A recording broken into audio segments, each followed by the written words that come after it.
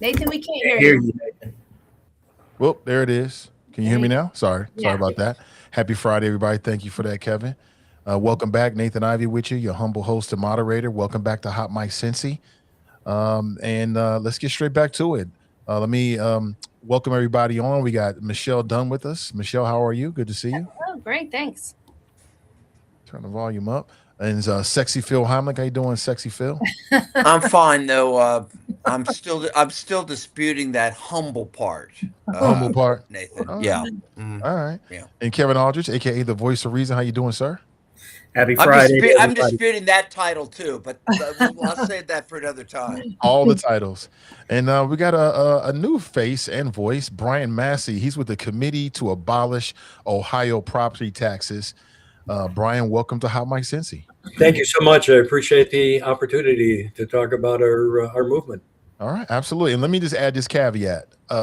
We and I are not responsible for anything that Phil Heimlich says. He's on his own. He's on his own.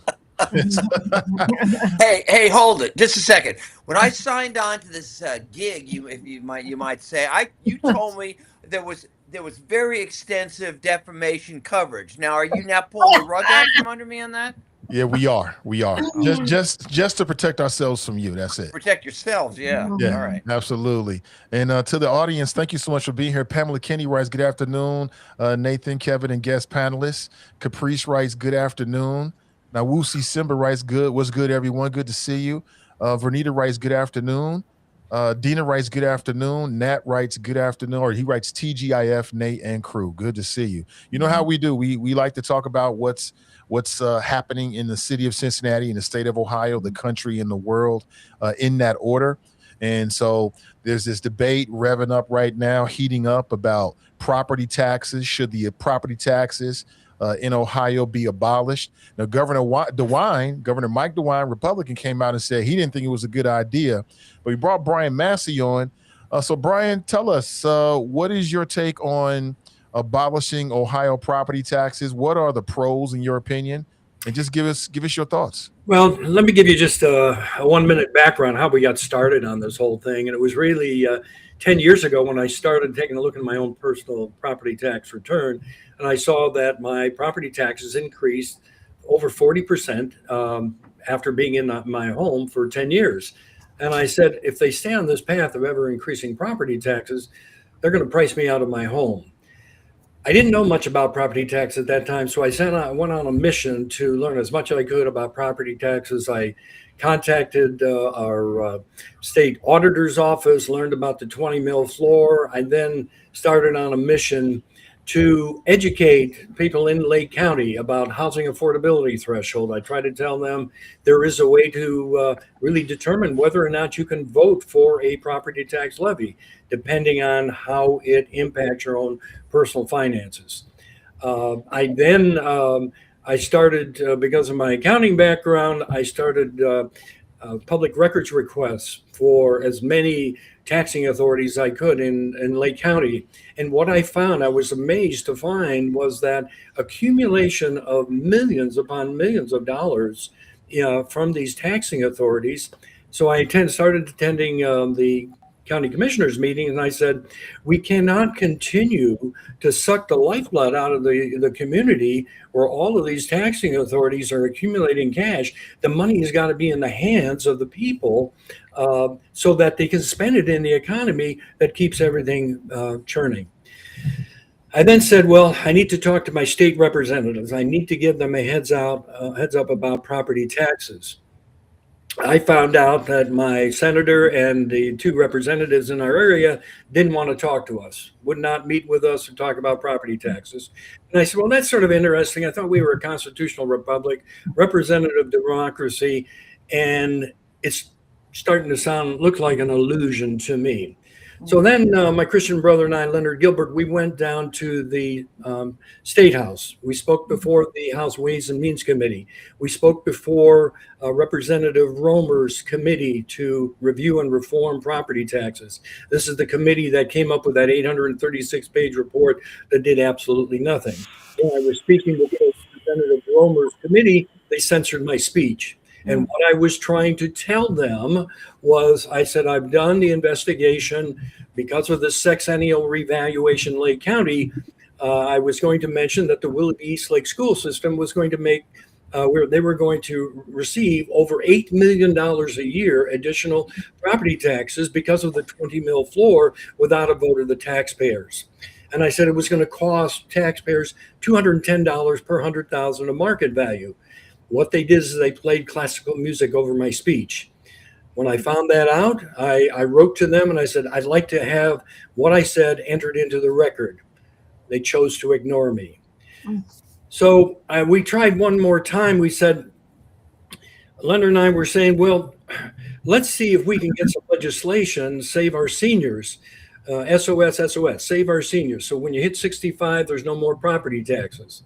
We did find out that to actually do that, it was going to cost $3 billion, which is basically 3% of the total all funds budget of the state of Ohio.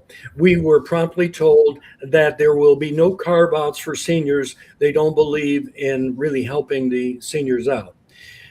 We tried one more time. We rented a room in the State House, $50. We invited all the representatives and the senators to talk to us. No one showed up except a half a dozen legislative aides. Not one of them was over 35 years of age. When I started to talk to the legislative aides about the American dream, I then realized when I watched their body language, their American dream is not my American dream. I happen to be 80 years old, and I'm saying, wait a minute. Is this 250-year experiment, is it over? Because the message that I'm trying to convey now is that private property is the foundation. The home ownership is the foundation of our freedom and liberty. If we do not have private property, what are we but serfs to the government? So when we found out that they weren't going to do anything for seniors, they weren't willing to meet with us, we then said, Leonard and I said, we've got to starve the beast. We formed a committee. We got a young lady that was an attorney in Lake County, and she helped us create this constitutional amendment. We went to the Attorney General's office. He approved the amendment. And then we went to the ballot board, which is the Secretary of State. They approved the amendment, and that allowed us to start collecting signatures. And what we are doing, we need to collect 413,488 valid registered voter signatures to appear, to be given to the Secretary of State by July 1st to appear on the November 2026 ballot. So one of the, I can stop for questions, or I can keep telling you what I've been told. You tell me what you'd like me to do. Well, let's let the panel jump in here and see what they think. Any thoughts? Yeah. Well, Brian, first, let me just say thank you for what you and the others are doing, regardless of which side of this issue that you might be on. The work that you're doing is incredibly important overall to the health of our democracy. And I think we find ourselves in this position where you've been sort of compelled to do this because we know the State House hasn't been listening on this and many other issues. And that's why we find ourselves in this position. But, obviously one of the big criticisms of this move is, and the governor has talked about this, is if you eliminate the property taxes, we know how many different governmental agencies, whether that's schools, zoos, mental health organizations, senior organizations, any levy that basically you vote on in Hamilton County or any place else, that money comes out of the property taxes by and large. And when you abolish that, you're talking about a lot of funding that's going to potentially be eliminated, which of course probably is going to mean people are going to lose jobs, which may in fact result in some of those same individuals losing the homes that you're trying to preserve. What have you and this group thought about? Well, one, did you think about that? And sort of what is your rebuttal to the damage that inevitably will come from the elimination of these taxes? What we've discovered is there was a former state rep and Lake County commissioner. His name is Ron Young. On his last day as commissioner, he asked me to record his speech. What he said on his last day as commissioner: the two top priorities of government, and he was a state rep for many years. He said the two top priorities of government is to protect itself and to grow. The two top priorities of any elected official is to protect themselves and get reelected. There is no problem in the state of Ohio of generating revenue. The revenue in the state of Ohio is for the last, I think it's 10 years, it's increased 70%. You can find all these numbers on the Legislative Service Commission website. It's not something that we had to generate. They've already generated the charts and the graph, and you can see it for yourself. The problem that we have in the state of Ohio is a spending problem. And there's a couple other things. What we've discovered is when the legislators create a new tax, let's take the marijuana tax, for example, that generated over $3 billion. But what the state legislators are doing, they're keeping the majority. They're keeping 64%, and they are turning over 36% to the local communities. There is a fund called the Revenue Distribution, which is a local government fund that the state legislators are supposed to share the revenue with the local communities. But what has happened with the local government funds is it started, I believe, with the Kasich era, where they've cut that in half, and the funding of the local government funds has continued to go down while the overall revenue increases for the state have increased. So the problem, one of the problems is that the state legislators are keeping the money so that they can spend that money with the special interest groups. Power is really a product of the money that they have and how much they can spend with their special interests. There is no one, I'm telling you, there is no one that is looking out for the average citizens. I don't care if they're in Hamilton County, Lake County, Trumbull, Sandusky. All of our officials need to get with the state representatives and say that there's got to be greater sharing of the state revenue with the local community. Now, people are 60 to 70% of the revenue is going to be paid to the schools. And everybody said, well, what are you going to do about the schools? I asked the question. I said, well, do we need 611 school districts? Our Lake County auditor, Chris Galloway, was saying, and probably get by with 94 school districts. What has happened with the schools is that there's been declining enrollment, I believe it's about a 19% declining enrollment, and the cost per student has gone from $10,000 to over $18,000. There are some communities that we're spending over $44,000. Now you look at the money that we're spending in the public schools versus the proficiency scores, and I say that it is a travesty to these children that third grade proficiency scores, 2/3 of them are not proficient in reading at third grade. And as I understand it, that is a tremendous benchmark for depending their ability to perform throughout their years in school. If I could just stop you right there for a moment, Brian, and just address the point about what's going on with school funding is that there's 3 systems now being funded in Ohio. So it's very inefficient fiscally, if you would agree with that. A charter system and a traditional public school system. This is hugely inefficient. And so that's part of the waste and fraud. And we know that Ohio is one of the most corrupt legislatures in America. That is proven fact. I love what you're raising up in terms of the problem of the property tax and the inequity and the seniors being priced out, people on fixed incomes being priced out. Down here in Cincinnati, we had a massive increase in the reevaluation, the 3-year reevaluation. People were slapped literally with property tax bills that had their jaws gaping open. Right. Now, I agree with you on the problem. Where we differ is on the solution. I've just full disclosure, I work at a teachers union office. Okay. So for a very large urban school district in Cincinnati Public. And for years, we were raising That's a real stigma, Michelle, but continue. It's one I'm very proud of. Okay. So for years, we were raising the SOS alarm about tax abatements and TIFs, essentially tax avoidance, tax diversion, and corporate welfare for commercial tax abatements. Agreed. So there's a lot of, like you said, there is enough. We always talk from abundance, right? There's actually enough for what we all need. But because of greed, some are getting way more than they should get, and many of us are getting far less.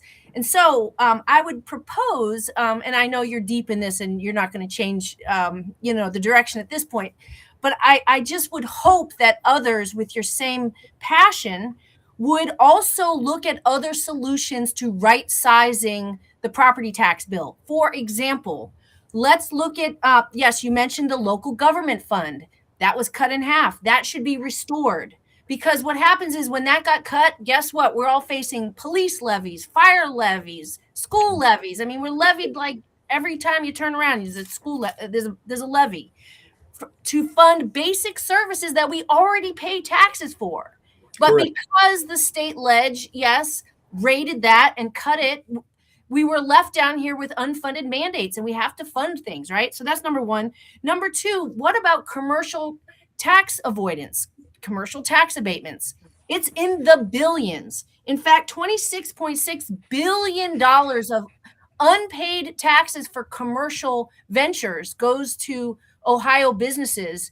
That is money taken out of the pot. That means the rest of us pay more. So we're literally subsidizing, never mind about stadiums that we're subsidizing, right? And I could go on and on. Of course, you know that, Nathan.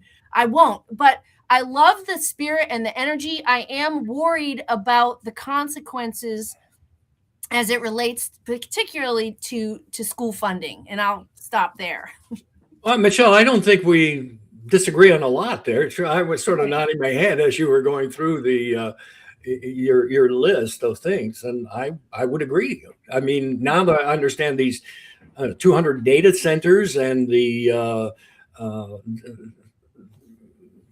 property tax abatements we have for those, and I'm concerned not only from the dollar and cent standpoint, but what those are going to do to our community as far as the electrical demands and the water demands. I think the citizens of Ohio are going to be paying a very heavy price for those. Hey, Brian. Yeah, I'm sorry. Yes. No, I was just going to say you've been immersed in this obviously for quite some time, and you have probably infinitely more knowledge about the way a lot of these things work than the average voter. And based on what Michelle just brought up, there are a lot of different interests, a lot of different point of views about how our government is spending money. Do you worry about, even if you get this on the ballot, that this is just so convoluted, it's so complex, that voters will just base it down to the most common denominator and say, and arrive at where Michelle just said, you know what, I don't want to hurt schools, so I'm not going to vote for this because, you know what, and I'm sure you could probably talk for another 2 hours about this, and Michelle had to cut herself off. Do you worry about just the sheer volume and the complexity of this is going to submarine your effort because people are just going to tap out at a certain point? Yeah, it happened in, I believe it was in North Dakota, where they actually did get a ballot to abolish property taxes on the ballot, and it was rejected by the voters. That's always a possibility. But my first plan is I want to get it on the ballot so that people have a vote. That's really what me. And there's another point that's very important. Everybody asks me, well, Brian, how are you going to replace the property taxes? But what I hear from the all of the officials that are running for governor, they want to eliminate the income tax. Well, that generates $10.7 billion. I have not heard one person ask anybody, well, wait a minute, how are you going to replace that 10.7 billion? They never talk about it. You see, the average person, they haven't asked me, well, they haven't said, well, it's great that we're going to eliminate income tax. They're not talking about income tax. They're talking about property taxes, because that is their foundation. They've worked all their lives to get these homes. And we got a senator up here. What he said was that, Brian, if people cannot afford their property taxes, they should sell their home and move into an apartment. That will help with the housing shortage also. And I'm saying, boy, that's cold.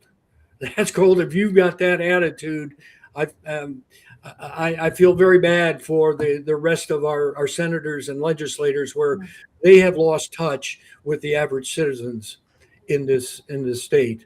And we want to, again, I'm not running for office. I'm just trying to give back to the community. And there's what we have done is we've got a foundation of it works. We've got 11 different groups. We've divided the state into 8 counties per zone. We've got zone leaders, and we've got circulators. We've got over 2,000 circulators collecting signatures. Our website is Axe Ohio Tax. That's AXOHtax.com. If people want to find a signing station in their county, all they have to do is click on the county, and it will give the signing locations. We're adding signing locations, pop-up locations, permanent locations, all the time. So this is not going to go away. People ask me, well, Brian, how many signatures do we have? We've got to know. This is really the legislators that want to know that. And my response is this. Jerry Serino, our senator, declared war on we the people when he was in Willoughby Hills meeting, and he was talking to about 100 different politicians from Lake County.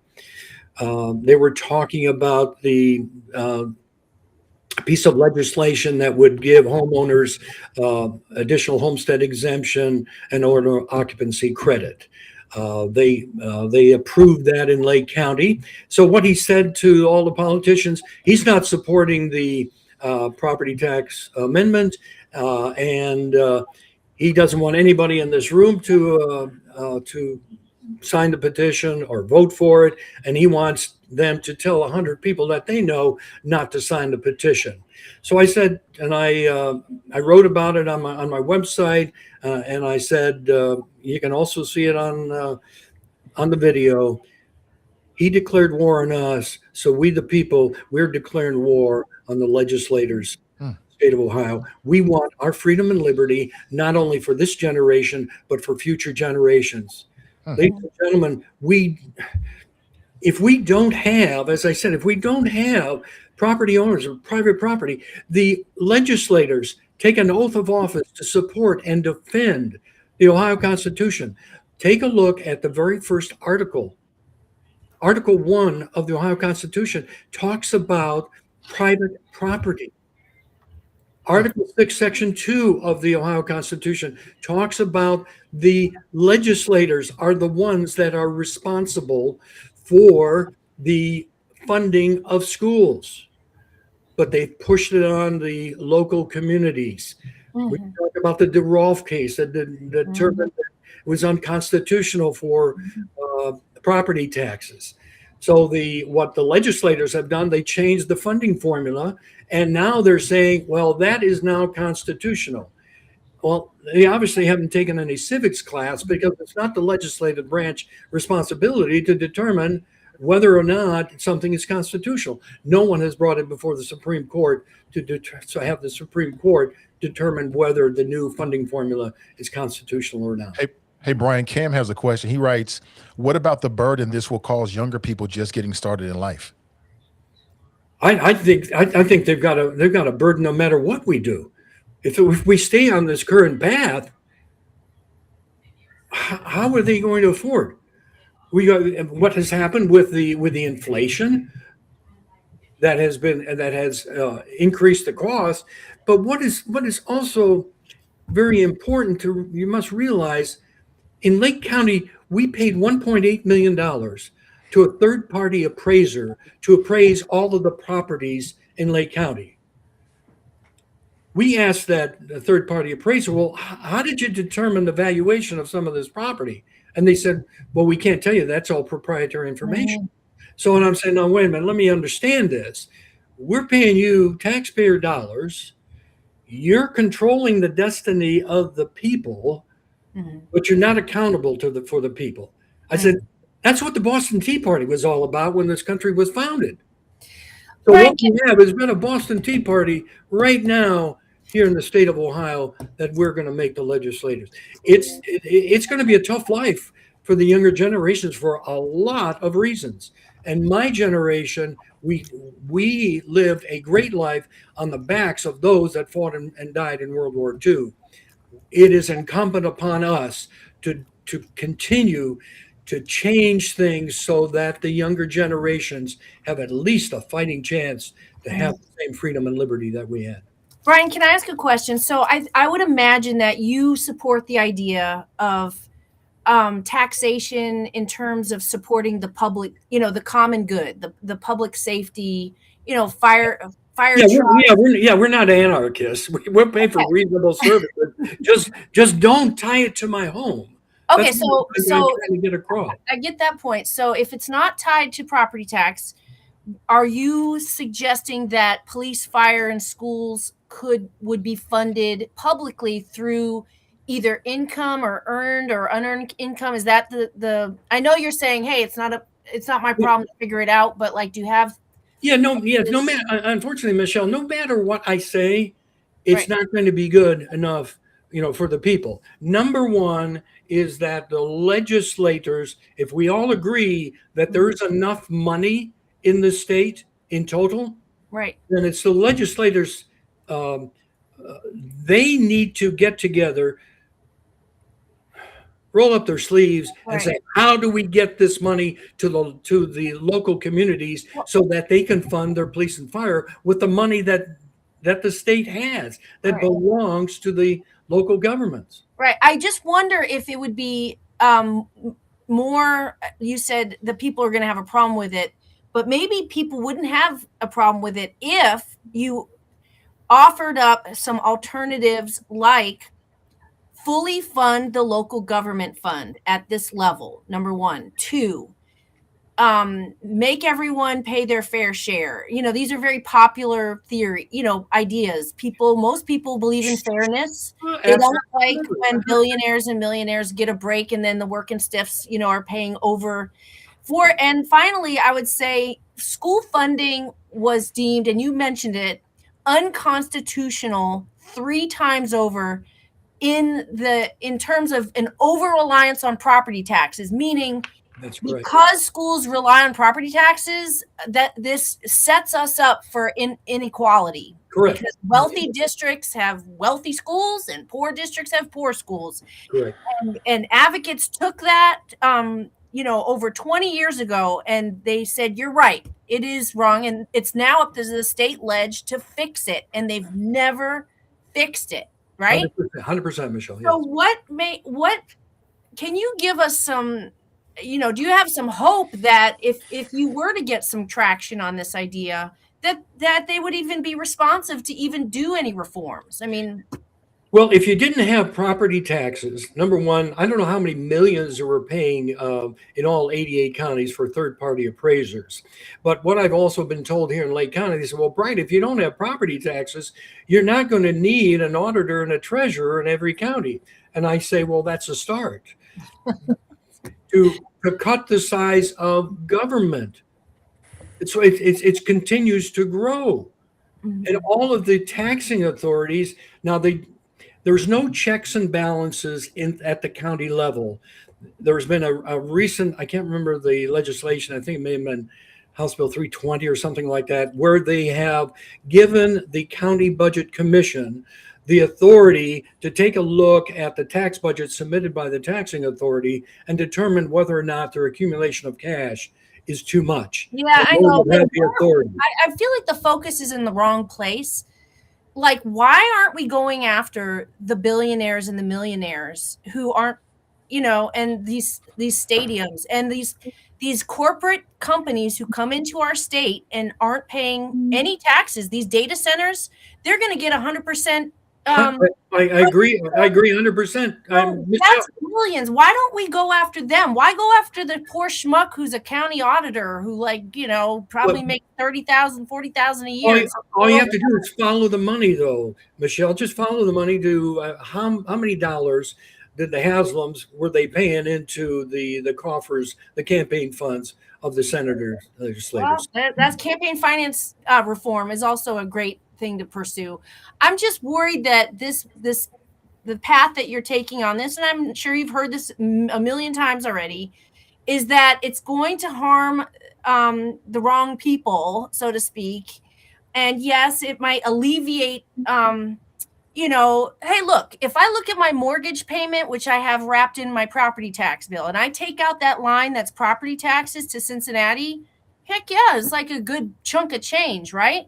Yeah, wouldn't you be spending that money, though, somewhat in the economy based on now I have to now pay for a private security if my house gets broken into. Now I have to pay for a fire truck to come put the fire out at my house. This is going back in time before we had public services. It used to be everybody had to pay their own fire company to come to their house. That's those old emblems on people's houses. That means I'll pay you if you come put a fire out at my house because I have enough money to do it. I mean, that's going backwards. If I can, Michelle, I think like what you're doing is precisely what I was saying, the challenge with what Brian is posing here. And I'm kind of listening to what he's saying. And government has done such a good job.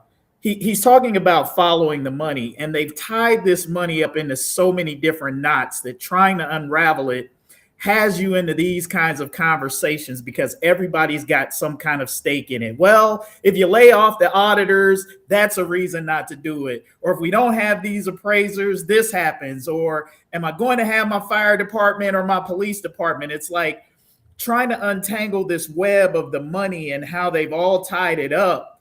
You can't. Because there's going to be some interest somewhere who's going, I think to Brian's point, no matter what he proposes, there's going to be some constituency or somebody who's going to come out of the weeds and say, you can't do that, because if you get rid of this, it's going to be all of these jobs and it's going to be all of these other things.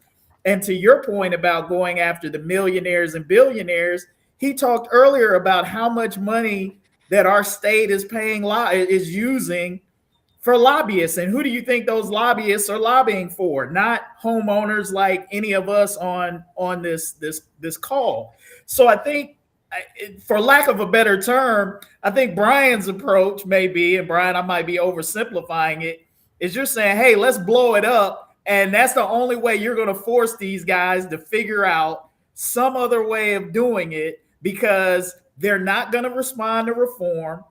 There's so many different other constituencies out here that this is almost, for lack of a better term, a nuclear option. But Kevin, the privatizers want it blown up. It'll force them. Yeah, our expression is starve the beast. I know, but the beast, though, like, this is what privatizers want.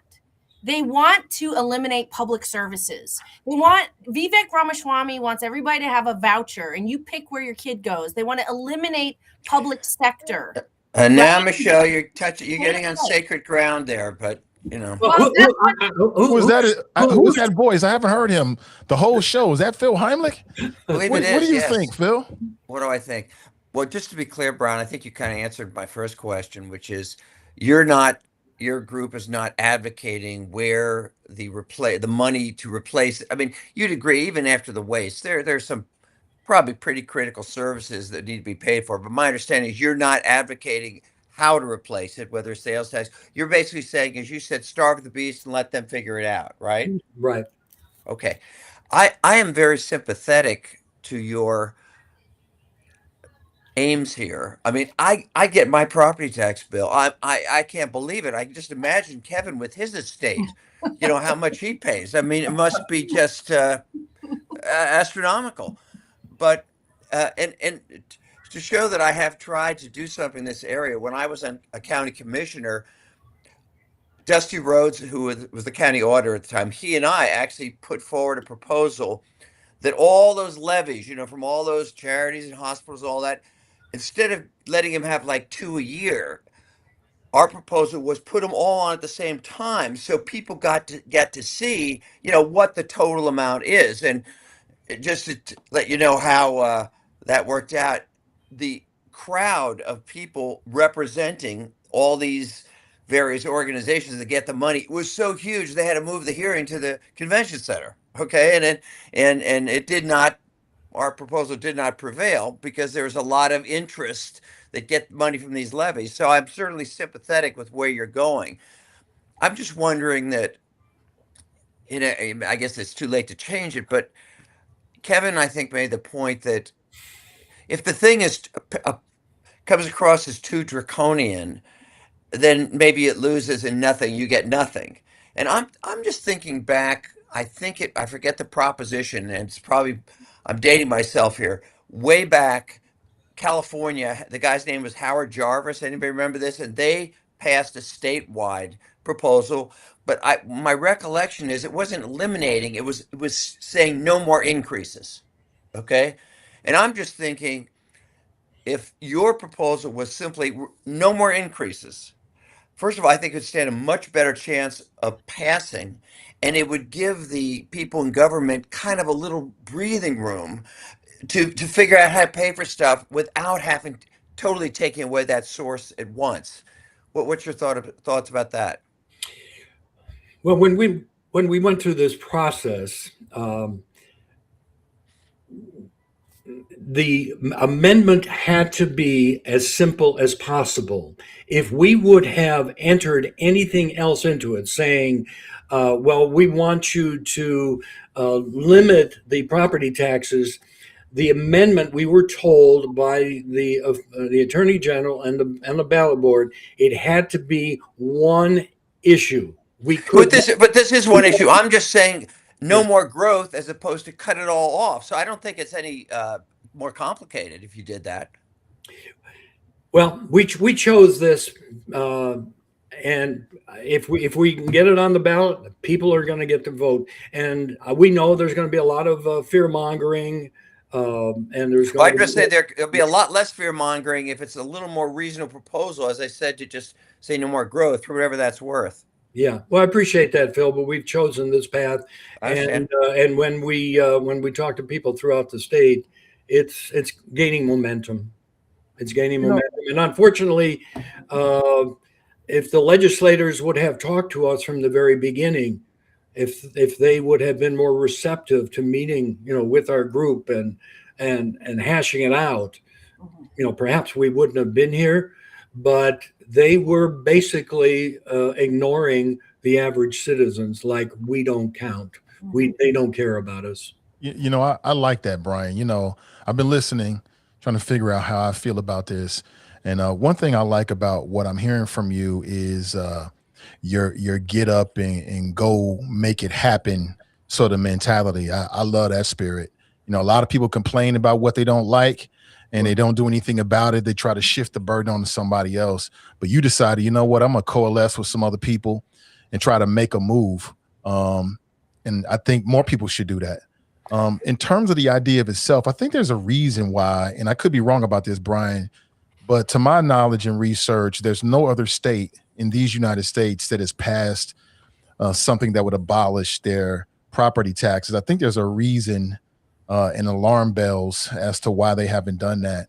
And I think, this sounds like tax freedom until you realize that groceries, gas, and quality of life will probably have to carry the burden if something like this passes.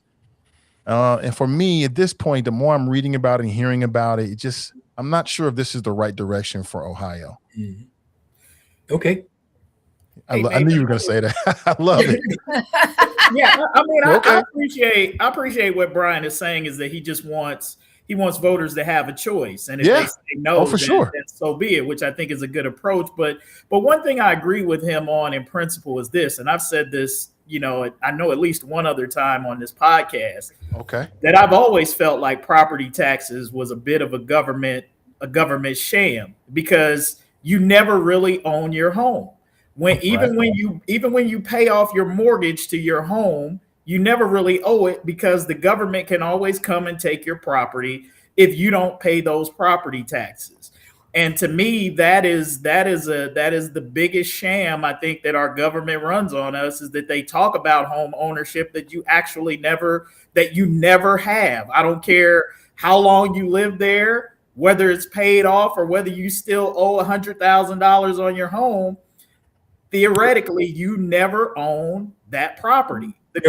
You're merely a renter, and you're paying on unrealized gains. There's so much against the whole issue of property taxes, and I look at, I'll pay for police and fire, but what does the value of my home have to do with how much I should pay for police and fire? Shouldn't that be paid equally by everyone? That's a good point. I love this too in many ways. I'm just a little worried when we talk about starving the beast. I just want to make sure we're centering the right beast here, and that the beast doesn't become, basically community people who rely on their school as the biggest employer in their town, the place they watch football and they go and enjoy, and, the local fire department guys and all that. It's that the beast is really the corruption in Columbus and the, the corporate welfare that has run rampant, the decreasing of the local government fund that you mentioned, and also setting up parallel systems of school funding to fund, to give subsidies to wealthy families so their kids can go to private schools. I mean, that's the kind of beast that I think we should be talking about. I'm a little worried sometimes that there are other issues, Michelle. You talk about libraries now, for example. I did some research on the libraries. You know that the state was paying more to the libraries than they were for the local government funds.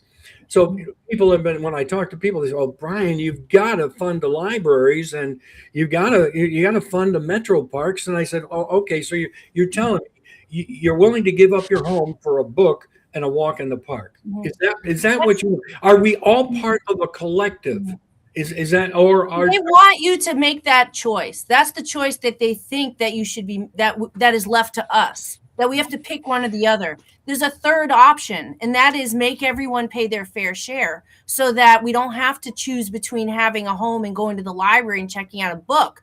What about people, these corporations actually paying their taxes into Ohio? Or how about we don't spend millions of dollars on a stupid football stadium for a losing team? I mean, I would agree 100% with that.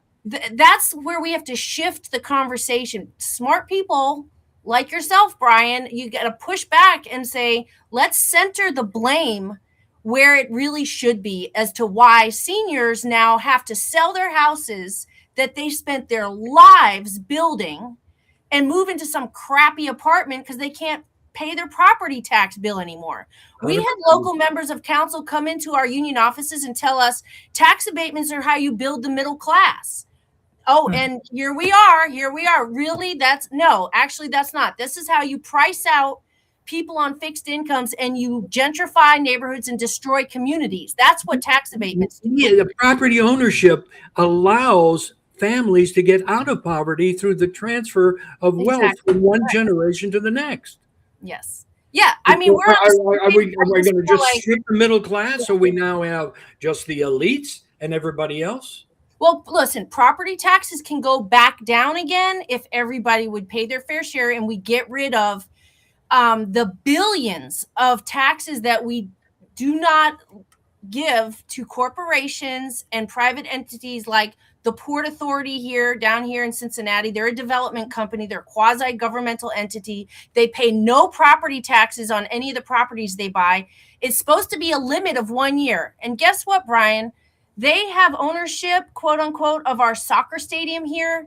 So FC Soccer has 30 one-year consecutive leases with the port, so they don't have to pay property taxes. No. This is how these people that's a deception. That's the kind of stuff that needs to be brought to people's attention. That if people stop trying to rob their neighbors here in Ohio and actually pay their fair share, these billionaires that own this soccer stadium in this town, pay your damn taxes. I mean, that would help a lot, right? Instead of shifting the burden on mom and pops and grandma and grandpa who live in these neighborhoods and can't afford their property. Well, let me push back a little on that. Whenever I hear this, let's go after the billionaires and the multimillionaires. That may be a good argument on a federal level, but the problem is when you start, and I saw somebody in the chat said, how about a wealth tax? I think a wealth tax nationally would make sense, but if you impose major taxes on really wealthy people in Ohio, guess what? They're going to move. Well, what the hell are they doing for us anyway, except fucking off? Well, are you kidding me? What I'm saying is they are paying whatever they're paying now and what their companies are achieving and jobs.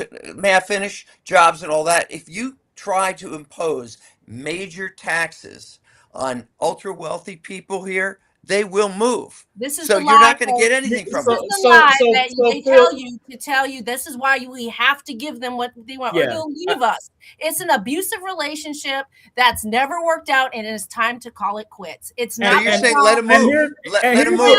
But wait a minute, Phil. Let me say this. And this is where I think Michelle and maybe Brian would come in here and say, well, hey, nobody cares about the excessive taxes being put on Joe homeowner. And if he has to move, or he or she has to move out of the city because of the excessive taxes on them, nobody cares.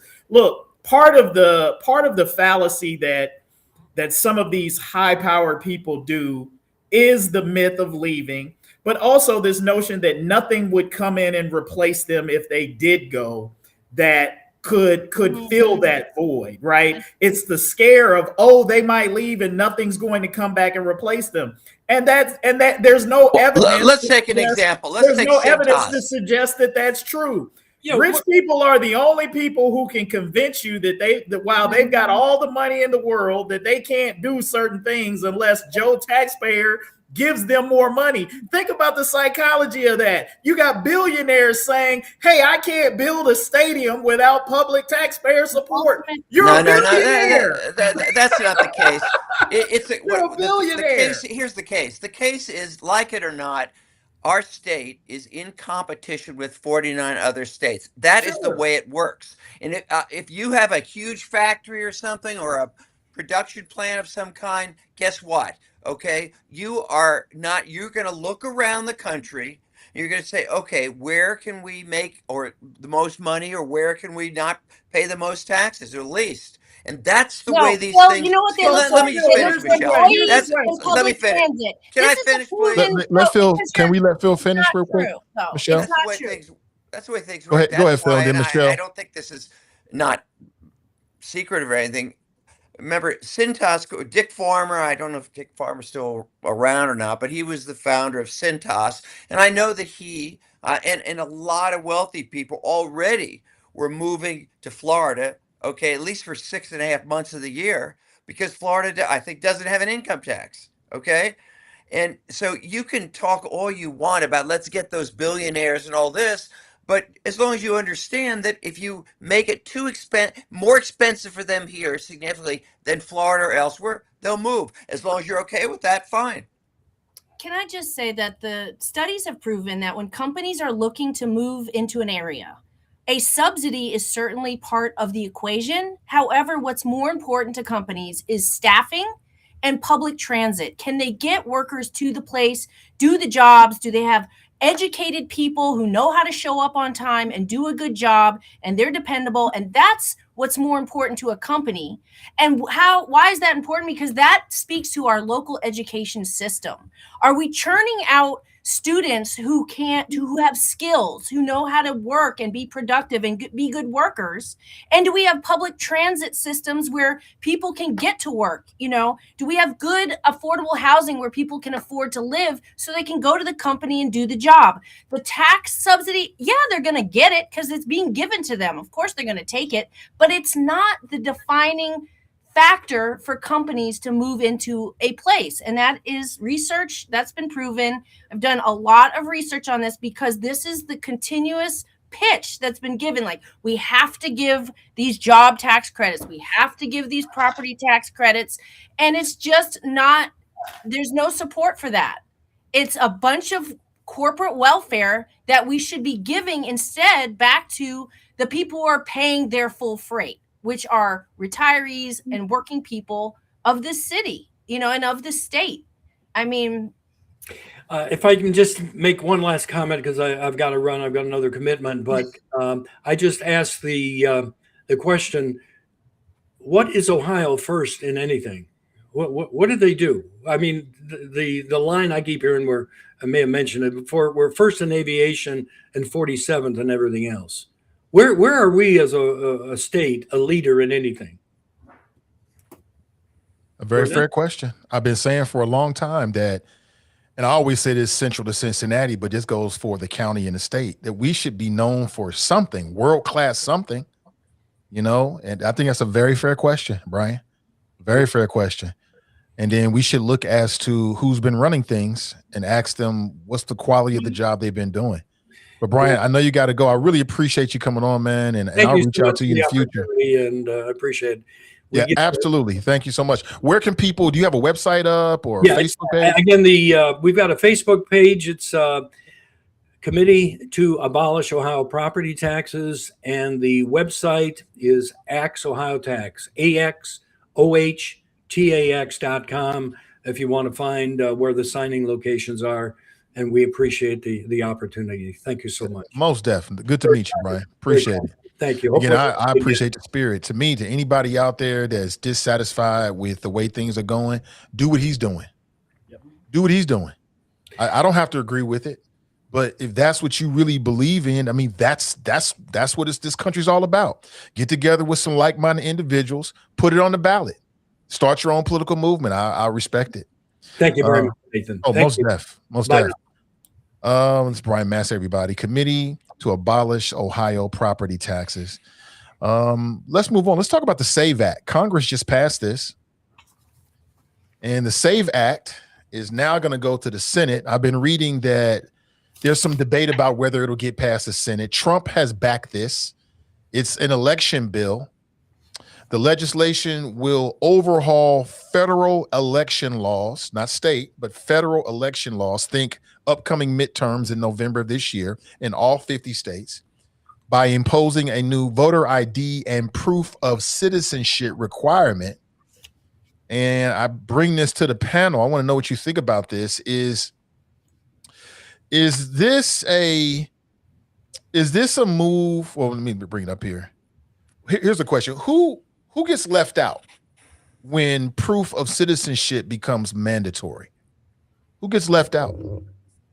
Well, I think it's an elitist policy first and foremost, because I think part of the requirement is either that you have to be able to produce a passport or a birth certificate for proof of citizenship. Well, first of all, you have to even be a U.S. citizen to vote. So this notion of once I'm already registered and proven to be able to vote in this country, that I have to prove my citizenship again is just basically a ridiculous notion.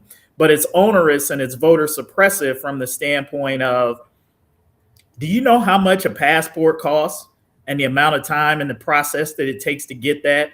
And even and how many people listening to this podcast right now can put their hand on their birth certificate, know where it is, and have it easily accessible without having to go through that process and then paying to get a copy of your birth certificate? So if you are somebody who is property taxed to death, as Brian just started saying, and maybe low income or in other places, yeah, for most people in Congress and most people who are gainfully employed and who might have, a couple $1,000s in the bank, which, isn't most Americans, by the way. Yeah, you might be able to fork over, $400 to get a passport or something like that. But the average struggling American, that's going to be a hardship for them. So it's voter suppressive and elitist from that standpoint, just not to mention that it's unnecessary. Look, this notion of voter fraud, widespread voter fraud, or immigrants voting in elections has been disproven time and again. This is a solution in search of a problem. We know, particularly here in the state of Ohio, that voter fraud is so minuscule. I think there was something like, and this may be a overestimation, but I think out of several million votes in the state of Ohio, like 34 were found to be fraudulent. And if I'm not mistaken, a majority of those were Republicans. Okay, so let's just put it where the goats can get it. Is all this is just more Trump administration attempt to cast aspersions on our voting system, to make people feel like you can't trust it. So whether it's the midterms or his attempt to try to run again in 2028, whatever it is, he can come out and claim that the results weren't fair, cast doubts on the system. And that's really all this is. Last thing I'll say, I'll let the group have it. Let's not forget, during Trump's first term, did he not put together a task force to study voter fraud in the country? And guess what that task force came back with?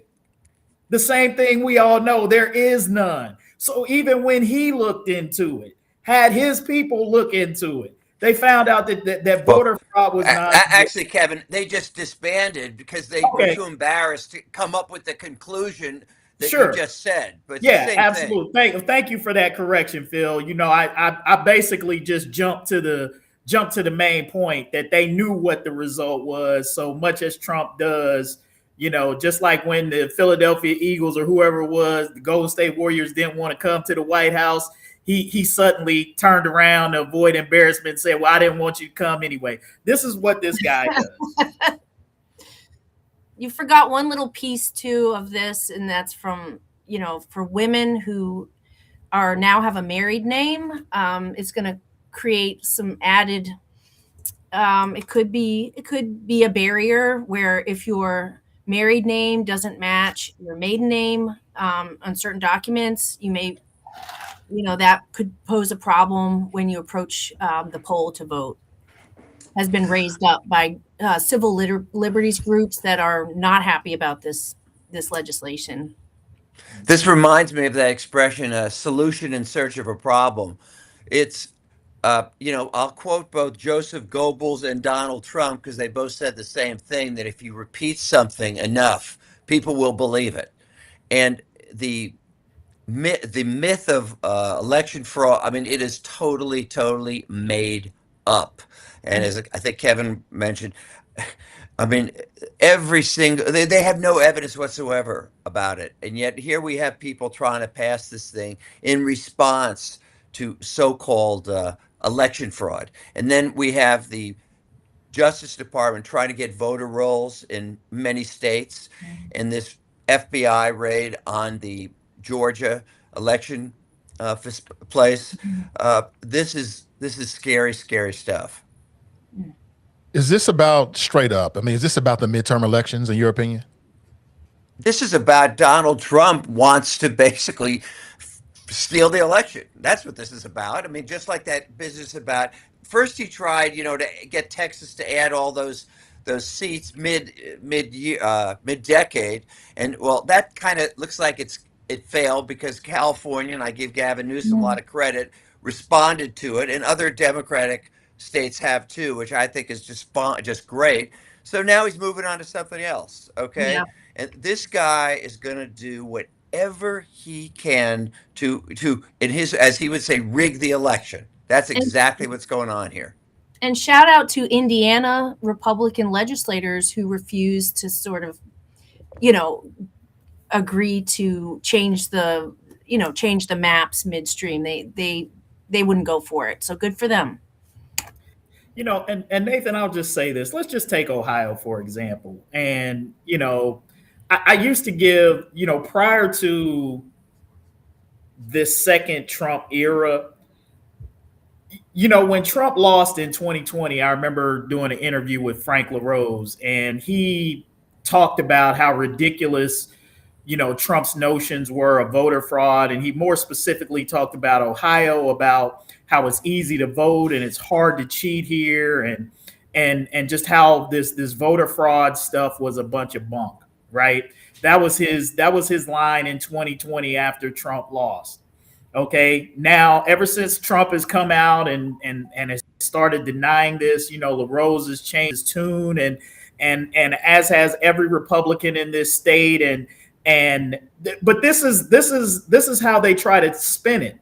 They say that Ohio has some of the safest elections in the country, which it does. Yet they're constantly putting forth these new laws that they say are needed to make sure that people can't cheat in Ohio. So which is it? Do we have the safest elections of anywhere in the country, which I have said is a fact? We do. We have some of the safest elections of any state in the country. So if that's true, why do we keep needing to add all of these onerous changes in voting laws? It's all designed to suppress and make it harder for people to vote, not to stop people from cheating, because we already have a superior track record here in the state of Ohio. And this is the disconnect that, these politicians try to push on to the people of Ohio. And because of our tribal nature of our politics, like, people on the right can't see past it, because they've drunk this Donald Trump Kool-Aid that the elections are fixed, that they refuse to even see in a place like Ohio that it just ain't happening here. And if that's the case, why is there the need to continue to fiddle with the laws? Yeah. Dame Forever writes, he says that, where's it at? He said that you can vote with a real ID.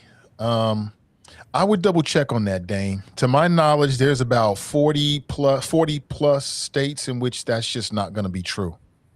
They're going to be requiring you to have in-person proof of citizenship. And so I did read that in some states that might be true, but the overwhelming majority, 40 plus, 44, that's just not going to be true. But just double so check. You're saying right now a driver's license isn't sufficient in most states? No, he said a real ID in relationship to the SAVE Act. That's what he was trying to do. Yeah, no. The SAVE Act, you won't be able to just use a driver's license. You're going to have to come up with a birth certificate or passport. Yeah, for sure. Right. And it just seems like an unnecessary step that is designed to make it more difficult for people to vote. It seems undemocratic, in my opinion. Why do you think there's so many people that believe it, though? There's a lot of people that believe Believe there's election fraud. Is that what you're asking? believe it's election fraud. They believe that so-called illegal, even though I don't like that term, people who are undocumented are able to vote in elections, even though there's no evidence to back that up. But why do so many people believe that, do you think? It's just like Trump did say this, and Goebbels said it too. If you repeat something enough, people will believe it. It's a sad reflection on human nature, but that's the way it is. Yeah, Go ahead, Michelle. Well, I was just going to say, in Ohio, House Bill 233 and Senate Bill, it was called like the Ohio's Save Act. You know, they were also at our Ohio state legislature level also drafted very similar language. And I don't know if that made it through, but of course the federal law would trump, so to speak, the Ohio law. So we wouldn't need the Ohio Save Act anymore if the federal stuff goes through. But again, to your point that there's just not the rampant fraud in Ohio. And yet, again, the state legislature keeps wasting our time and resources coming up with legislation that is, like Phil said, a solution looking for a problem. And it is, and yes, what it does is just signals to people that there is this problem of people fraudulently voting who aren't real citizens, and they're affecting our elections. And I just feel like these Republicans in the Ohio State House, they're going to be on the ballot. And it's like, I feel like regular Ohio voters should say to them, you know what, you're working on stuff that we don't need you to work on. You're actually suppressing our vote in Ohio. And can you work on some stuff that we actually care about? Here, Nathan, to answer your question, there are two things that I think. You've got bad actors, which are people who know better. And then you've got poorly educated people who haven't read the SAVE Act, don't know what it says, but how it gets couched is in these very simple terms. Well, who wouldn't want to have to produce, like, they look at these polls, like most Americans, including Democrats, they favor having some form of ID to vote. They do, but they don't support having to produce a passport or a birth certificate. I think if you asked everybody on this panel, like, yeah, you should have an ID, something that proves who you are to be able to vote. Nobody disagrees with that. But asking somebody to prove that they're a citizen with a passport or a birth certificate, I don't believe 70 or 80% of Americans would side with that. So this is how they boil it down. Trump and those guys are good at boiling things down to a simple narrative that their base repeats, but they're not going and they're not reading the SAFE Act. They're not seeing what it is. All they're saying is if you don't want to produce an ID, you must cheat. You must want to cheat. Like, it gets boiled down to that. And then they also sell this narrative that, like, Joe Biden is piping in 10 million illegal immigrants in this country so that they can vote. So then it becomes, this is why Democrats so vigorously are against ICE and all of this other kind of stuff, because they don't want to see these people that they piped into the country to vote leave. This is the narrative that gets pumped on Fox News and in MAGA territory, and that the president undercuts, that poorly educated, low information voters take. And it's propped up by people like Frank LaRose and other people who know it's not true, right? But they're scared to go against the Fuhrer. Yeah, they better not go against, Lord Trump. And so this is how we wind up where we are. But if you pay attention and you read, you see it for what it is. Yeah, Biden over. Yeah, I mean, I think you put that in a way that I think people can understand. It just confounds me as to why people just, again, it's far easier to fool somebody than to convince them that they've been fooled. That's what I have found out in my years on this earth. It is far easier. You can, if you're dealing with a man or an adult and you're trying to tell them that they've been tricked, there is nothing that you can say that is going to make them believe that they have been swindled. However, they might be susceptible to being swindled, and that's just where we are. Let's move on here. Let's talk about Pam Bondi, your attorney general. That's Miss Pam Bondi, and she ain't taking no crap. She's tired of these Democrats talking about Donald Trump and trying to connect him to Epstein. He is the greatest president of our lifetime. And the Dow Jones is up. That's right. Well, how dare you? How dare you? And I just want to play some of this. I'm going to share this from a source called the Midas Touch Network. They swing to the left, make what you make out of that. Some people may have an issue with it and be like, okay, Nate, you're being unfair. But I play Fox News clips all the time. So I'm just using it because it's convenient. They did a good job of sort of breaking down some of the more interesting parts of it. And I'm going to let this play. I'm going to try to fast forward while we're doing it so you don't hear the commentary from the Midas Touch host himself, and just kind of stick to this. But check this out, and I want to get your thoughts about it. Ask them if that's true. Now, would the survivors and victims who are here please stand up one more time? Just by show of hands, how many of you or your loved ones actually have met with the Department of Justice and provided testimony and estimate and evidence? None.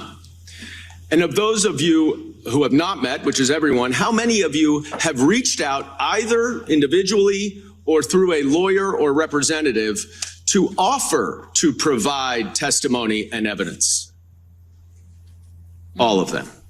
And of those all of you who have reached out, how many of you were denied or ignored by the Department of Justice? All of them.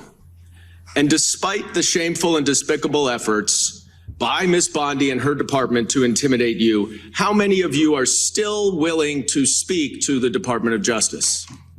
All of them. Well, Ms. Bondi, it looks like you have some more witnesses to talk to. Gentlemen, time has expired. Ooh, ouch, ouch. Let me go to another part here. You got to see this. I mean, explosive is not the word.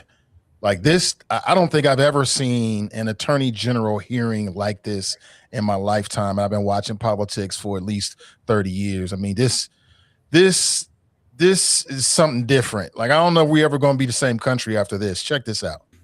Donald Trump attended various parties with Jeffrey Epstein.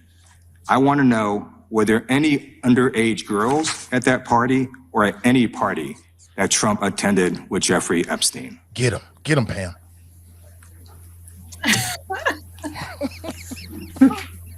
This is so ridiculous, and that they are trying to deflect from all the great things Donald Trump has done. There is no evidence that Donald Trump has committed a crime. Everyone knows that. This has been the most transparent presidency. He's the one that asked that those files. I'm reclaiming my time. I got your answer. You said there's no evidence. Trump asked Chairman, please stop the clock. Stop the clock. The legislation. This is ridiculous. Time belongs to the gentleman from. I mean, and on and on. Let me play some more for you. I mean, we could do this all day, literally. I thought this was a very interesting part. I didn't know this, but apparently there was a cryptocurrency fraud task force inside the DOJ, maybe the FBI, but not anymore. And listen to this Democrat congressman ask the attorney general about this. I thought this was really interesting. Check this out. The administration under which it was created was Gerald Ford. When you first started as the Attorney General of the United States, there were 35 people working in that office. There are now 2 people working in that office because you have gutted it. How many people work for the National Cryptocurrency Enforcement Team in the criminal division today? Can I answer the question about Penn? I've asked you a question. How many people work? You've asked me a question, but you don't How want many to answer. people work for the gonna National answer your questions the way you Cryptocurrency want. Enforcement Team? You won't answer how many. I'll answer Penn.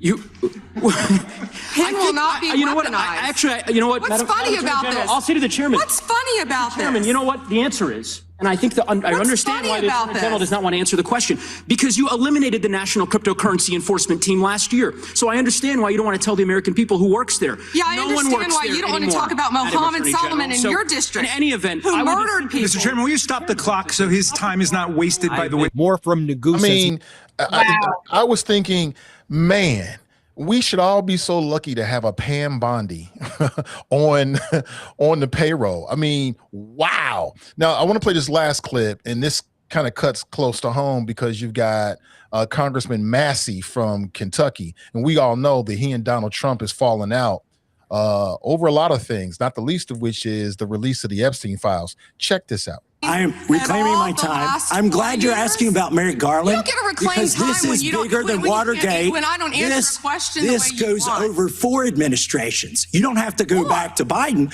Let's go back to Obama. Let's go back to George Bush. She liked This that. cover-up spans decades, and you are responsible for this portion of it. And that's now, where the I want to most know at what point did the FBI and the DOJ decide that Lex Wessner was not a co-conspirator? Because our Epstein Files Transparency Act requires you, please put it back on the screen, please, Your time is to up, buddy. release the internal decision about whether to prosecute him or not, and it's not in the files, and it's not in the files for any of these other men. Time of the gentleman. I mean, it is worth going back. Every American citizen should go back and watch that. It was a very eye-opening situation. It really was. But I've got a couple questions to you for the panel, for the crew. Does loyalty to the president, and she is most certainly loyal to the president. We should all have a Pam Bondi on our team. But does loyalty to the president weaken the credibility of the justice system, in your opinion? Nixon didn't go to prison, but John M. Mitchell did, his attorney general. And I wonder if knows that about that little piece of history. You know what I mean? I mean, his attorney general was defending Nixon, maybe not in the same way, but, the roles were definitely similar. He wasn't just defending him. He was helping plot the break-in. Right. That's right. what I'm just John saying Mitchell after he did. got caught, and it was him that he did prison time, and some others in the administration of Nixon. And of course, Nixon never did. Nixon got pardoned eventually. But there are people calling for her impeachment, for her imprisonment. I mean, given just her total failure to perform this very important. This is just beyond the pale. I was talking to my coworker here at the office, Mr. Ralph, and he was in his 20s during the Nixon Watergate hearings, and he has said throughout his lifetime, like you said, Nathan, he has never seen a performance like this. It literally disrespects the office that she holds. It disrespects the process. It disrespects our Constitution, our government. It disrespects all Americans the way she behaved during those congressional hearings. And yeah, I mean, there's a lot of reactions. I mean, you can laugh at it, you can gawk at it, it's fascinating to watch, but at the end of the day, it's really dangerous and it's unsettling too. That's all Yeah, I just want to say, Nathan, and I just want to direct this to the Trump supporters, because much of what I say would, you'll expect that most Democrats or liberals would probably agree with it. But I really want to put this to people who supported Donald Trump and voted for him, because so much of the bill of goods that Donald Trump sold you was that there were powerful people in this country who were getting advantages and things that you weren't getting, and that you were getting screwed over, Joe Blow and Appalachia and poor white disenfranchised aggrieved guy, wherever you are. These systems of powerful people are mocking you and making fun of you and looking down on you. And the justice system has been weaponized against you and people like you and all of this sort of thing. And all of these things that Donald Trump campaigned on and that you drunk the Kool-Aid and is the reason why you voted for him, he's doing all of these things right now.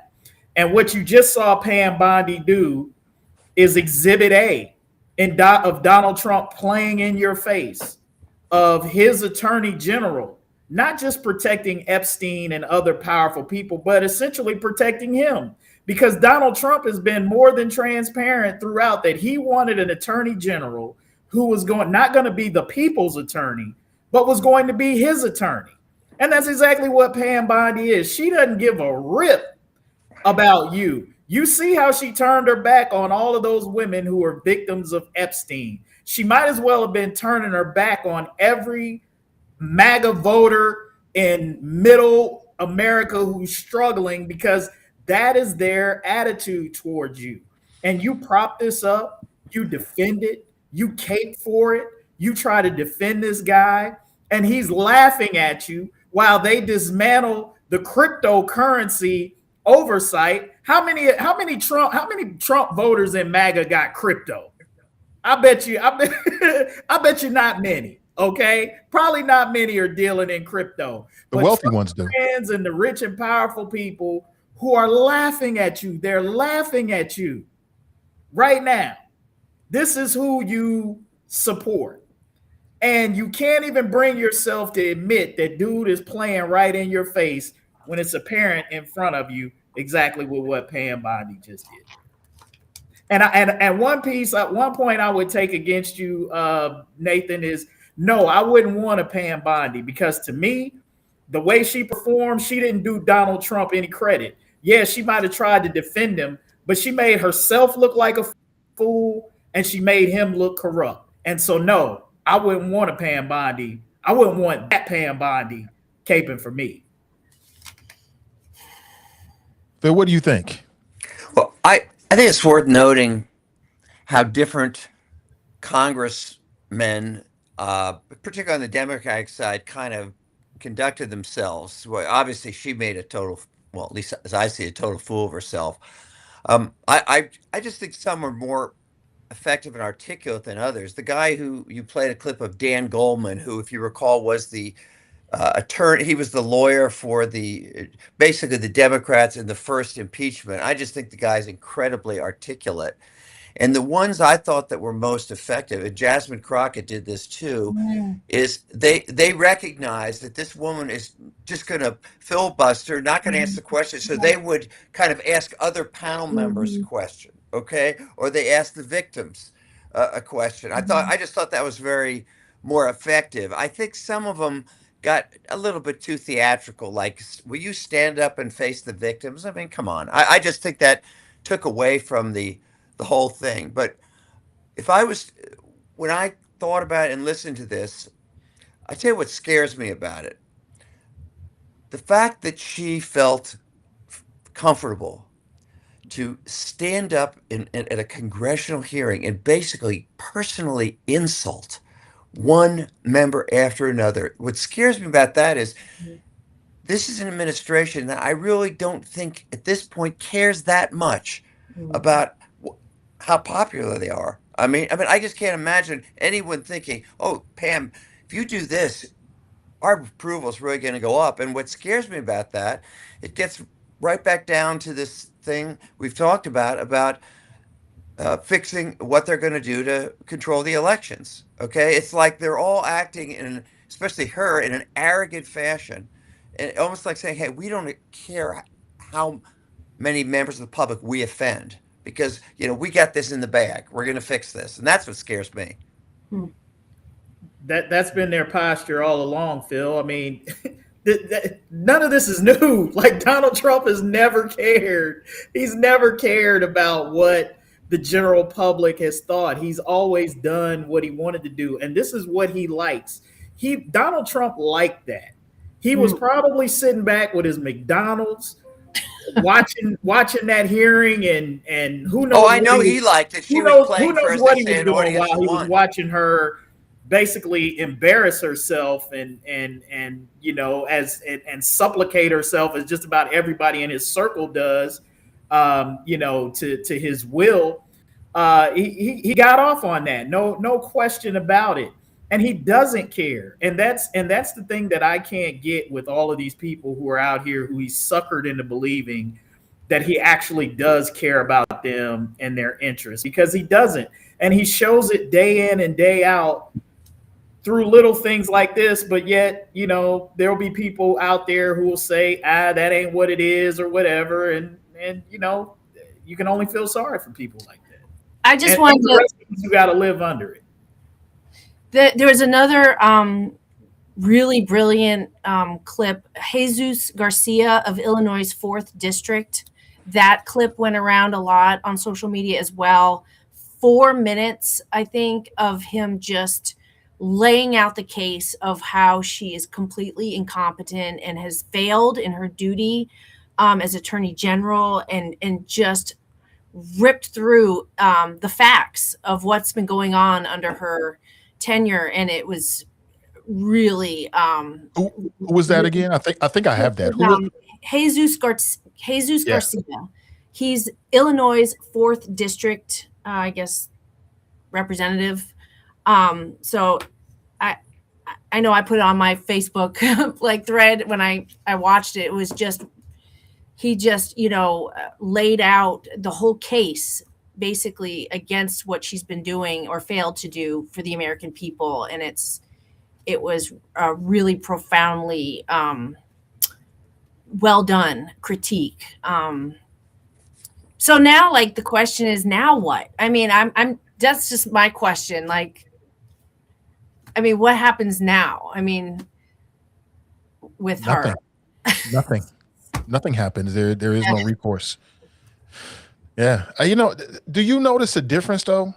In this administration, the tone, the posture, well, I think compared to the first Trump administration, and Kevin said, well, Donald Trump's never cared. Well, I do think in his first administration, that's kind of what populism is, isn't it? It's kind of like just appealing to whatever the lowest common denominator. I do think in his first administration, he was more concerned about that. I don't think he is now, from what I can see. Because he wanted to be reelected? Is that why? Yeah. Right. Yeah, well, he wanted to stay out of jail, and reelection was his way to do that. Yeah. Yeah, I think all of that. Yeah. I mean, being president, I'm sure, is a really cool gig. The president, especially when you can surround yourself with, people who will do whatever with no conscience, who will do whatever you tell them to do. To me, the biggest difference between Trump's first term and this term is the people he had surrounding him. I don't think Trump really cared. It was that you still had a handful of people in positions around him who had somewhat of a consciousness and tried to rein him in. He doesn't have that this time. Remember that anonymous letter in the New York Times? Don't worry, we're on the inside, kind of holding it together. That's the guy I not to interrupt, but I interviewed him on my podcast, Miles Taylor. Okay. Yeah. So there was some people inside still, that were like, hey, we're still kind of holding this guy together. And now, of course, when he came back, he had the Project 2025 blueprint, and he had like almost 300 executive orders just like ready to go as soon as he got in there. Already drafted, ready to go, and just dismantled thousands of federal workers, union contracts. I mean, he just went right to it with a quickness, and just the playbook. We've been talking about this, the fascist playbook, on full display. Defunding universities, threatening against diversity, equity, inclusion. That's still happening, defunding, all kinds of things like K through 12 title, threatening to defund title dollars for poor school districts. I mean, dismantling the Department of Education. I mean, that's just the little list I know of. I mean, it's across the board, a complete attack on government, really. And that's what worries me a little about the guest earlier in the show when we're talking about slaying the beast. I just get a little nervous about that's sort of a similar language as some of these folks who just want to, that government's the problem, and like we just need to tear it all down and blow it all up, and then survival of the fittest from there, and it's, I don't know, it's worrisome. And so they realize that they're not the fittest, and they're like, wait a minute, where are the safeguards? Yeah, like, wait a minute, where's my where's that subsidy that I didn't know was going to get taken and all this, or where's my job that I didn't know was going to get eliminated? Oh, well, I work for the VA. I didn't think I was going to get fired. Like, yeah, welcome to Yeah. No, survival of the fittest. I mean, I've seen they're all barrel chested. They got this big old tough guy pose. We don't need government. I can survive on my own. Okay. You never miss. You never miss it until it's gone. There was an interesting discussion on Morning Joe that I just saw on YouTube And of course, this is after the Pam Bondi performance. I mean, they just were saying how just embarrassing the whole thing was. But what I found interesting, which I didn't know, he, Morning Joe, and a couple of the others said they had known Pam Bondi for quite a while, and that actually, when I guess she was in Florida, she was, according to them, fairly respected, uh, whatever she was, Attorney General or whatever, fairly respected. And in a way, what they were saying was it's even worse. The fact that she hasn't been a lackey her whole life, but she chose to go from someone who at least appeared to have some integrity to someone who would just like slavishly, give up her dignity for one man. It almost made just it like worse. JD Vance. Yeah, like all of them. Like who's his foreign guy? The guy who does all those foreign stuff now. I mean, they're all on record calling him, like saying how terrible Trump was until he brought him into his, inner circle, and now they're, defending. They're his defenders. Like JD Vance. I'm sure there were a lot of. I'm sure there were a lot of stormtroopers. I'm sure there were a lot of stormtroopers that talked about Lord Vader and the Emperor. Probably said a lot of negative things about him until they were in his presence, and then they bent the knee. And that's just where we are with it.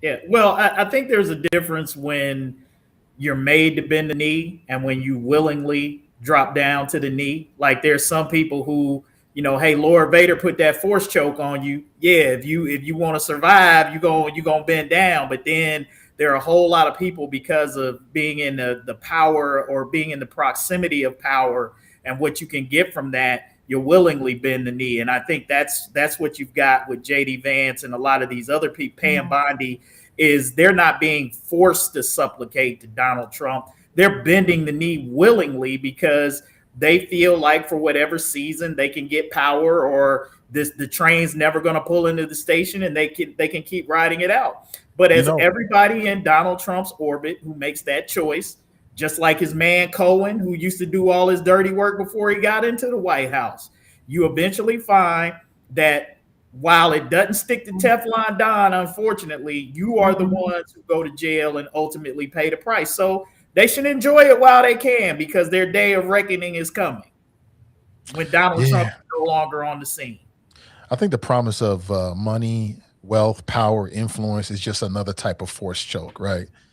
Right. It's just another type of influence that can be very hard, I think, to say no to. So, but I did, to my recollection, Phil, what you're saying about Pam Bondi is correct. I've read or maybe watched some videos and people said things about her very, very similarly.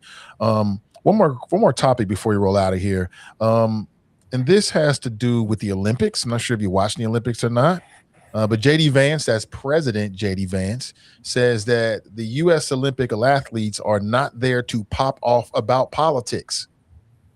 The Winter Games are going on in Italy, and apparently there's been quite a number of U.S. athletes who have voiced their displeasure with representing the United States because of what's going on right now, specifically with the Trump administration and ICE. Quote, yes, you're going to have some Olympic athletes who pop off about politics. I feel like that happens every Olympics, JD Vance told CNN. Quote, my advice to them would be to try to bring the country together. And when you're representing the country, you're representing Democrats and Republicans. You're there to play a sport. Shut up and dribble. And you're there to represent your country and hopefully win a medal. You're not there to pop off about politics, which leads to this question. Is criticizing America, the United States, while competing in the Olympics, is that patriotic dissent or just straight up disrespect? What do you think? Well, I think Tommy Jones and John Carlos would say that it's patriotic dissent, and I would happen to agree. Tommy Smith, I'm sorry.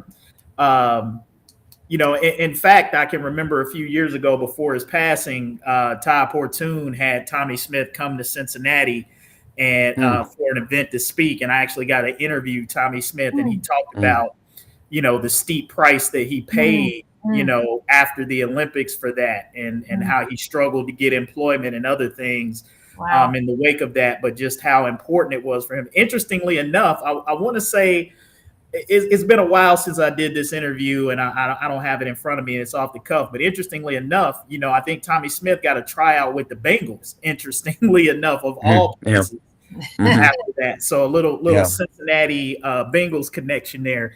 But it's absolutely patriotic dissent, and I think for a country that believes in the First Amendment and freedom of expression. And this young man that he's talking about, Hunter Hess, who I think was he didn't even go in hard on the country. He just essentially said, hey, there are some things that are going on in my country that I don't agree with. I think whether you are Republican or Democrat, you would agree with that statement.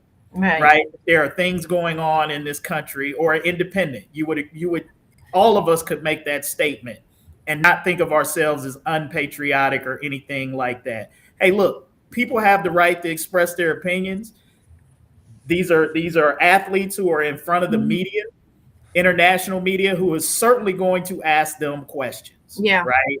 And so, hey, could he have taken a different track? Sure, he could have, but he's under no obligation to do that. And the fact that, he might say, hey, I wish things were different, doesn't make him un-American, and doesn't mean that he's popping off. It means he's speaking his mind. And I didn't think he said anything that was out of line. I mean, look, J.D. Vance and Donald Trump say things every day that bring more dishonor to our country than what this young man said. So J.D. Vance ought to take his own advice and quit popping off himself. Yeah, for sure. And the fact that our American news outlets censored the actual sound footage of the booing of J.D. Vance. I guess news outlets from other countries let Americans know, hey, you guys, your news is censored, by the way. You're not hearing this. I saw it covered on a couple U.S. networks. They made a point of bringing it up. I mean, are you talking about on the Olympic telecast, or are you talking about on the news? I am saying that what I heard was that on major news outlets during the live stream of the entrance of J.D. Vance and his wife, there was significant booing from loud. I've heard that reported though. That sound bite was far reduced or covered over by major news outlets, so the American people couldn't really hear the huge booing that was happening to the vice president. And for many, that is, that's just outright censorship of news outlets. And, for the vice president to be basically like Nathan said, shut up and dribble. I mean, just again, it's totally un-American of him, to do that. We in America, we like our free speech. We like our guns, we like some things it's just offensive that he should say something like that. And it's un-American and unpatriotic. And again, to your point, there wasn't even much way worse things could have been said from these athletes.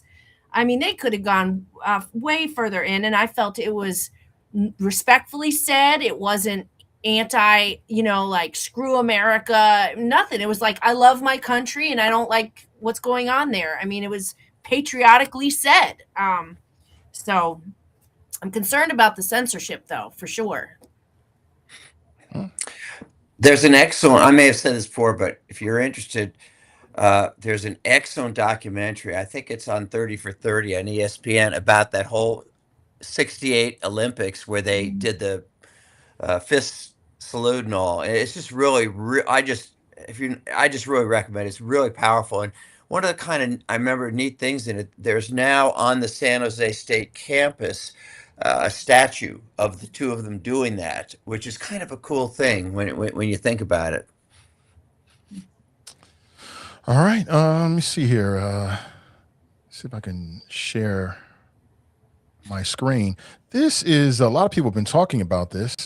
This is a man who has been nominated by the president for a very high up position in the government. And he is also a straight up, this is his own words, white nationalist. He got grilled at a congressional hearing, and some of his comments A lot of his comments are all over the internet right now. But when they started to like peel back the onion and really get down to what he believes in, he said some things that were quite interesting. Check this out and then give me your comments. Thank you, Mr. Chair. Mr. Carl, I'll follow up a little bit. You gave a speech to the National Conservatism Conference in July of 2024 entitled "On the Persecution of Whites in America," and one of the things you said was American whites are victims of a cultural genocide. A cultural genocide. Where to start? So you'd agree with me, wouldn't you, that whites are pretty well represented in the United States Senate? They are well represented in this body, yes, Senator. And how about in the House of Representatives? Senator Kane, I don't have those particular numbers. However, But you would agree that they're pretty well represented in the House of Representatives. Senator, I would, again, thank you for the question. I would point out that there were no white Protestants by birth in the 25 cabinet members under Joe Biden. How about in the ranks of American presidents throughout history, including now, pretty well represented whites?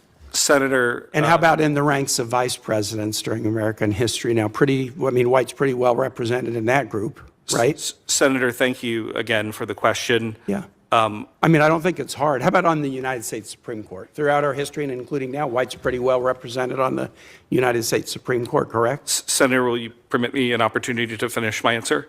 I think obviously historically, I would of course agree with you. Of course, the vast majority of Americans were white at that time. It's now a much more diverse society. Let's focus on right now. How about in the ranks of American governors? You think whites are pretty well represented? Senator, thank you for that question. I would just have to look at the numbers. I don't know. Okay, how about this? In the ranks of CEOs of major corporations today, let's not talk about today. You think whites are pretty well represented? Senator, thank you for the question. I suspect that they are probably pretty well represented in that. But there are other areas where they're not as well represented. How about in the ranks of high-income people? And we can define it however you want. Let's just say like top 10% of wealthy Americans. You think whites are pretty well represented? Senator, thank you for the question. They would certainly be underrepresented with respect to Asian Americans, but they would be overrepresented with respect to other groups. Yeah. So you get the gist there. I don't need to go on and on. You get the gist of it. And all of the senators just kind of took turn asking him questions to break it down. And he struggled all the way through it. So my question is, should confirmations hearings test qualifications or expose political messaging or ideology that may not jive well with the general public? What do you think? It's totally relevant. I mean, the position he's seeking is Senate Foreign Relations, right? I mean, I'm not an expert on what that role is, but I would imagine it should take some diplomacy and some. I mean, we don't want white nationalists in positions of power in this country. I don't. It's a disqualifier. It is disqualifying. This one is too easy, man. That I intentionally didn't write about this one in the Inquirer because it's just too easy. It's too low-hanging fruit. Like if you are a Donald Trump fan who wants to defend against him being a racist, look at this guy who he nominates for this position. I mean, look at who he's nominated just in general. Look at Stephen Miller and Bannon and all of the people who he surrounds himself with. Like, if you're a white person, okay, let me just say this. If you're a white person and you surrounded yourself by racists, wouldn't you think that like birds of a feather flock together? Like most white people would probably say, at least publicly, hey, I wouldn't hang around racists. Okay, so if you would say that, you wouldn't hang around racists because you see that's a problem. Yet you see our president nominating all of these types of folks, but you want to defend that. Come on, man. This is the type of stuff. These are the games that disingenuous, and when I say white folk, I ain't talking about all of y'all. So I don't want white people who might be listening to me to get in their feelings, because if this ain't you, don't apply to you.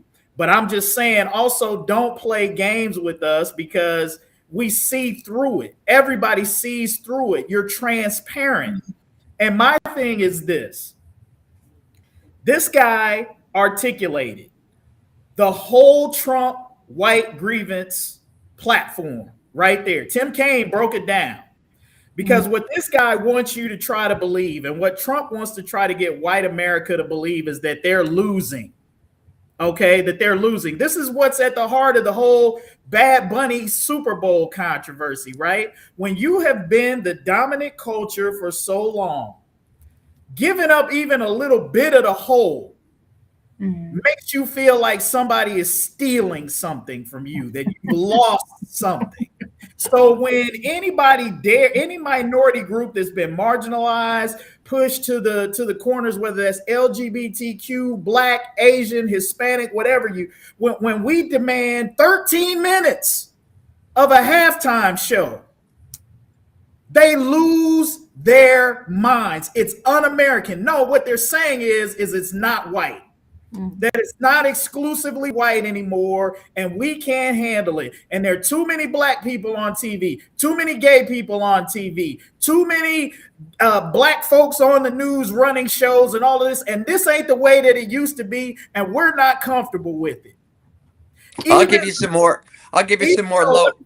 And I'm gonna let you have the floor. I wanted to go last, but y'all, I tried to give it to you and Michelle, but you was quiet. You missed the window, Phil. So then I had to jump in. So I'm gonna say this, I'm gonna get out of here. They want you to believe that they're losing, yet as Tim Kaine pointed out, by every objective measure, white people are still dominant in this country. If Black folks or Hispanics, or if y'all are losing, who's winning? Because it sure ain't us. If you look at the wealth gap in this country, what is it that they said by like 2040 Black people would have like negative net worth or zero net worth? I can't remember what the stats are. Somebody in the chat might know. That sure don't sound like Black folks is taking over and white folks are the most discriminated people on the planet. Come on, man. I'm glad Tim Kaine exposed it. It's so transparent. And if you believe in these sorts of narratives as a white person, then you need to check your bias and your race meter and just be real with yourself, that you just aren't comfortable with difference. If you want some low-hanging fruit, I'll give you some more low-hanging fruit. During the Pam Bondi hearing, there was one of the congressmen showed a video from, did you see this, of January 6th? And there's a guy who just was beating the crap out of a cop, okay? And then he turns it off and he says to her, "Didn't you just hire this guy in your Justice Department?" She goes, "He was pardoned." Okay. Yeah, that's a good one. Yep. Well, thank you so much. I appreciate you. Get out the vote. That's all we can say. Get out the vote. Nathan, what's your thoughts on that, bro? You go ahead, man. I need to hear the Nathan Ivey flow on that. Yeah, I mean, I think that everybody said everything. I mean, and the way you put it, I thought was rather eloquent and hit all the points. Absolutely. And I think the question people should be asking themselves is, look at the quality of people that leadership surrounds themselves with. Like, it says something. That's the point you were making. That says a whole lot. And this guy, for any position in any government, it just ain't right. And to me, it's very obvious to see that. And I'm with you. I can't understand why people. I think it's tribalism. They see what they want to see, and when you make a point about Donald Trump, they say you got Trump derangement syndrome. So, we kind of where we are, and it's quite sad. But I just think I think any extreme race-based ideology doesn't have a role in our government, period. I don't care who it's favoring. It could be Black folks or whoever. You're trying to exclude other people. I just don't think that's good for any of us. So, but listen, thank you so much, everybody. I really appreciate you. To the audience, thank you for being here. Shout out to Brian Massey. Appreciate you, Brian. If you're still with us, probably not. Appreciate the conversation, giving us something to think about, quite honestly. Phil, appreciate you. And Michelle and Kevin, thank you so much. To the audience, definitely appreciate you for being here, lifting us up, sharing the show, interacting with the show. We're in season 2, but we're still a very young show. Less than a year and a half we've been doing this. And so, yeah, if you're on Facebook, follow us on Facebook, Hot Mike Cincy. If you're on YouTube, follow us there, Hot Mike Cincy. In fact, we're on TikTok, Instagram, and Fanbase. Same name, Hot Mike Cincy. Hot, MICCINCY. Follow us, and we'll talk with you next week. Have a great weekend. Bye, everybody.